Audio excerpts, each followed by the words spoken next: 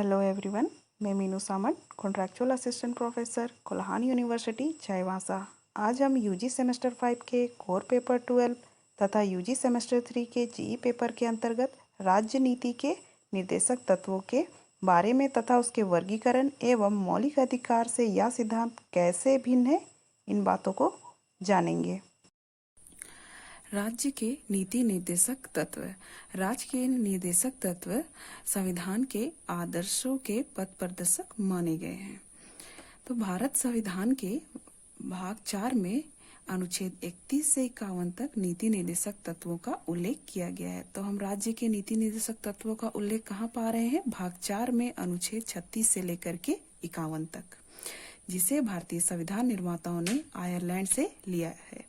तो कहाँ से लिया गया? भारतीय संविधान निर्माताओं ने इसे आयरलैंड से लिया गया है। वहीं अगर मौलिक अधिकारों का बात करें तो मौलिक अधिकार को कहाँ से लिया गया है? अमेरिका यानी यूएसए से लिया गया है। तो ये दो अलग अलग देशों से इन्हें लिया गया है।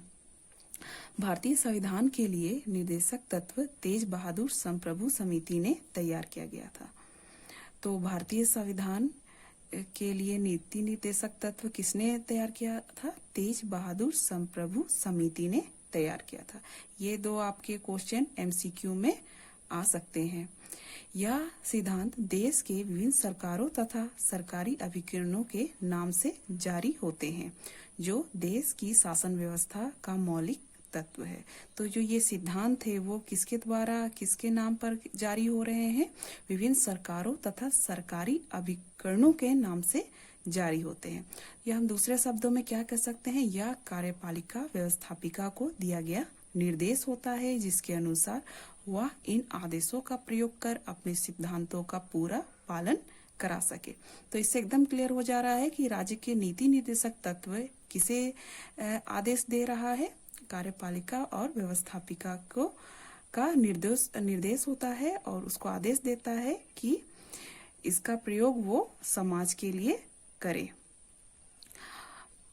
जिसका उद्देश्य भारत में एक कल्याणकारी राज्य की स्थापना करने से है। तो अब पता चल रहा है कि जो ये निर्देश दिया जा रहा है उसका उद्देश्य क्या है? भारत में एक कल्याणकारी राज्य की स्थापना करने से है, जो आर्थिक एवं सामाजिक लोकतंत्र की रचना करते हैं। तो हम जान गए राज्य के नीति निर्देशक तत्व क्या है। भाग 4 में है। अनुच्छेद कितना से है? 31 से 51 तक इसका वर्णन किया गया है। आयरलैंड से लिया गया है। और किस समिति ने बनाया था? तेज बहादुर संप्रभु समिति ने बनाया है। और क्या हो रहा है? ये कार्यपालिका व्यवस्थापिका का निर्देश होता है, जिसका पालन वो समाज में करा सके, जिसका उद्देश्य क्या हो रहा है? एक कल्याणकारी राज्य की स्थापना करने से है। तो आइए हम कुछ राज्य के नीति निर्देशक तत्वों का वर्णन देखते हैं, उल्लेख देखते हैं। जैसे कि अनुच्छेद 36, राज्य का वही अर्थ है जो मौलिक अधिकारों में भाग 3 में है। यानी जान गए हैं, जैसे हम लोग ने पहले मौलिक अधिकारों के भाग 3 में जाना, जिसमें अनुच्छेद 12 में कहा गया था कि राज्य का वही अर्थ है, राज्य का अर्थ के अंतर्गत राज्य की परिभाषा से है, जिसमें संघ सरकार, राज्य सरकार, संसद, राज्यों के विधानमंडल और उसके वैसे अधिकारी जो देश से बाहर है और देश के अंदर है, वो सब किसके अंतर्गत आ रहे हैं? भारतीय सरकार के अंतर्गत आते हैं। तो अनुच्छेद 37 देखते हैं, राज्य का मूलभूत तत्व। यानी कि आपका ये नीति निर्देशक तत्व क्या हो जा रहा है? शासन में क्या हो रहा है? मूलभूत तत्व है, ये शासन का एक आधार है। अनुच्छेद 38 के अंतर्गत देखते हैं, सामाजिक, आर्थिक और राजनीतिक न्याय प्रदान करने वाला इसे तत्व माना गया है। यानी कि राज्य ऐसी सामाजिक व्यवस्था की स्थापना करेंगे जिसमें सामाजिक, आर्थिक और राजनीतिक न्याय सभी नागरिकों को मिल सके। अनुच्छेद 39 के अनुसार आर्थिक न्याय प्रदान करने वाला तत्व, जिसका मतलब यह होता है कि यह भौतिक संसाधनों का स्वामित्व, नियंत्रण, प्रकार ऐसा बटा हो जो कि सामूहिक हित में सभी को मिले, जैसे कि स्त्री पुरुष को समान वेतन की प्राप्ति हो, या बच्चों का किसी भी रीति से कार्य में दुरुपयोग ना हो। ये सब अनुच्छेद 39 के अंतर्गत आते हैं। अनुच्छेद 40 के अंतर्गत समाज कल्याण से संबंधित उपबंध, यानी कि कुछ दशाओं में क्या हो रहा है, ये समाज कल्याण से संबंधित है। जैसे कि ग्राम पंचायत का गठन हो रहा है और वहाँ शक्तियाँ जो भी प्राधिकार प्रदान किए जा रहे हैं, जो इकाई के रूप में कैसा काम करना है, वो सब आपका किस पे है, अनुच्छेद 40 में उल्लेखित है। अनुच्छेद 41 के अनुसार काम, शिक्षा एवं लोक सहायता पाने का अधिकार, यानी कुछ दशाओं में व्यक्तियों को काम, शिक्षा और में काम हुआ, शिक्षा के क्षेत्र में हुआ एवं लोक सहायता पाने का अधिकार है, जिसके अंतर्गत क्या हो रहा है कि व्यक्ति अपने योग्यता अनुसार कार्य कर सके, उन्हें बेरोजगारी भत्ता मिल सके, बुढ़ापा जो पेंशन योजना हम जिसे जानते हैं वो मिल सके, बीमारी भत्ता मिल सके, किसके द्वारा, लोक सहायता यानी सरकार के द्वारा उन्हें मिल सके। अनुच्छेद 42 के अनुसार काम की न्यायपूर्ण मनोचित दशाओं तथा प्रसूति सहायता के लिए उपबंध है। ये तो क्लियर है आपका, इसमें क्या हो रहा है, काम का न्याय और उचित दशाओं में काम मिलना चाहिए, और प्रसूति सहायता यानी कि जो भी आपका महिला है गर्भ धारण की हुई है, उनको नौकरी में थोड़ा बहुत क्या मिल सके, सहायता मिल सके।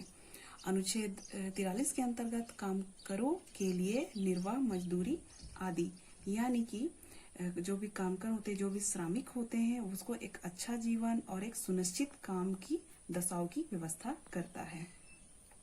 अनुच्छेद 44 के अंतर्गत नागरिकों के लिए एक समान सिविल संहिता, तो ये इसमें क्या बोल रहा है कि सभी नागरिकों को एक समान संहिता यानी कानून के अंतर्गत क्या हो रहा है, समस्त भारत के समस्त नागरिकों को एक समान नागरिक संहिता बनाने का प्रयास किया गया है, जिसको क्या बोलते हैं, यूनिफॉर्म सिविल कोड के नाम से हम लोग जानते हैं। अनुच्छेद 45 में क्या बोला जा रहा है, बच्चों के लिए निःशुल्क और अनिवार्य शिक्षा का उपबंध कर रहा है। अनुच्छेद 46 में अनुसूचित जनजाति, अनुसूचित जाति तथा पिछड़े वर्गों के शिक्षा तथा अर्थ संबंधी प्रावधान किए जा रहे हैं, जिसमें उन्हें क्या हो रहा है, आपका शिक्षा भी प्रदान कर रहा है, साथ में वित्तीय सहायता, सामाजिक अन्याय और शोषण से उनकी रक्षा करने का प्रावधान किया गया है। अनुच्छेद 47 में आपका पोषाहार तथा उच्च जीवन स्तर एवं लोक स्वास्थ्य सुधार की बात कर रहे हैं समाज के प्रत्येक नागरिकों के लिए। अनुच्छेद 48 के अंतर्गत कृषि एवं पशुपालन का संगठन की बात की गई है। अनुच्छेद 48A जिसमें जोड़ा गया है, जिसमें क्या जोड़ा गया है, पर्यावरण संरक्षण तथा वन एवं वन्य जीवों की रक्षा के बारे में इसमें बात करता है। अनुच्छेद 48A यह एक महत्वपूर्ण अनुच्छेद है जो कि पर्यावरण से जुड़ा हुआ है। अनुच्छेद 49 में कहा गया है राष्ट्रीय स्मारकों, स्थानों व वस्तुओं का संरक्षण का बात किया गया है। अनुच्छेद 50 के अंतर्गत कार्यपालिका से न्यायपालिका का पृथक्करण, यानी कि कार्यपालिका को न्यायपालिका से अलग किया गया है, दोनों ही स्वतंत्र अपने अपने कार्य करेंगे, कोई किसी के साथ हस्तक्षेप नहीं करेगा कार्यों में। अनुच्छेद 51 के अंतर्गत अंतर्राष्ट्रीय शांति एवं सुरक्षा का इसमें उल्लेख किया गया है। तो देखा जाए तो ये लगभग सारे अनुच्छेद जो है 48, 49, 50, 51 ये आपके महत्वपूर्ण अनुच्छेद है नीति निर्देशक तत्वों के अंतर्गत। अब हम बात करते हैं नीति निर्देशक तत्वों का वर्गीकरण, जिसमें लोक कल्याणकारी तथा समाजवादी राज्य की स्थापना करने वाले सिद्धांत।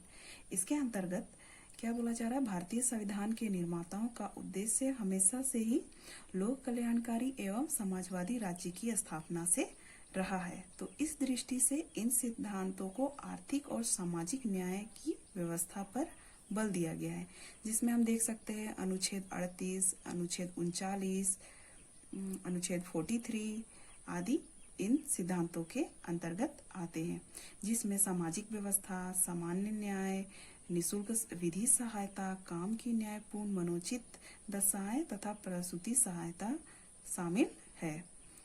वहीं गांधीवादी विचारधारा से संबंधित नीति निर्देशक सिद्धांत, इसके अंतर्गत क्यों कहा गया है ये, क्योंकि ये सारे सिद्धांत गांधीवादी विचारधारा पर आधारित है, जो गांधी द्वारा स्थापित योजनाओं व दर्शनों का प्रतिनिधित्व करते हैं, जिसके अंतर्गत हम निम्न अनुच्छेद को पाते हैं। जैसे 44 में जैसे 44 में है अनुच्छेद, 43 है, 46 है, 48 है और 50, 51 आदि ये गांधीवादी विचारधारा से ही संबंधित है, जिसमें समान नागरिकता का बात किया जा रहा है, एकता पृथक्करण का बात हो रहा है और शांति, विश्व शांति के मुद्दे आदि आ जा रहे हैं। थर्ड पॉइंट देखते हैं, अंतर्राष्ट्रीय शांति को बढ़ावा देने वाले निर्देशक सिद्धांत। इस वर्ग में ऐसे सिद्धांत हैं जिसका उद्देश्य विश्व शांति एवं मानव कल्याण से संबंध है। महात्मा गांधी विश्व शांति तथा मानव कल्याण को अपने जीवन का एक प्रमुख लक्ष्य मानते थे। उनके विचारों से प्रभावित होकर के संविधान के निर्माताओं ने अंतर्राष्ट्रीय शांति तथा नैतिकता को प्रोत्साहित करने के उद्देश्य से संविधान में निम्नलिखित उल्लंघन किए थे, जिसमें क्या हो रहा है, राज्य विभिन्न राष्ट्रों के बीच में न्याय तथा सम्मानपूर्ण संबंध स्थापित करने की चेष्टा करेगा। वहीं अंतर्राष्ट्रीय कानून व संविधान का आदर करेगा और अंतर्राष्ट्रीय मतभेद को मध्यस्थता द्वारा हल करने का प्रयत्न करेगा। तो ये सारे आपके जो भी सिद्धांत है, जो भी बातें हैं, वो किसमें आ जा रहे हैं, अंतर्राष्ट्रीय शांति को बढ़ावा देने वाले निर्देशक सिद्धांत के अंतर्गत आ जा रहे हैं। अब हम आगे बात करते हैं मौलिक अधिकार एवं नीति निर्देशक तत्वों के मध्य कुछ अंतरों को। जैसा कि हम पहला जान रहे हैं, मौलिक अधिकार वाद योग्य है, वही नीति निर्देशक तत्वों के उल्लंघन पर न्यायालय में वाद नहीं लगाया जा सकता है। इससे क्लियर हो जा रहा है कि मौलिक अधिकार के विरुद्ध में आप क्या हो जा रहा है, न्यायालय में अपील कर सकते हैं, लेकिन नीति निर्देशक तत्वों के उल्लंघन पर आप न्यायालय में वाद नहीं लगा सकते, यानी अपील नहीं कर सकते हैं।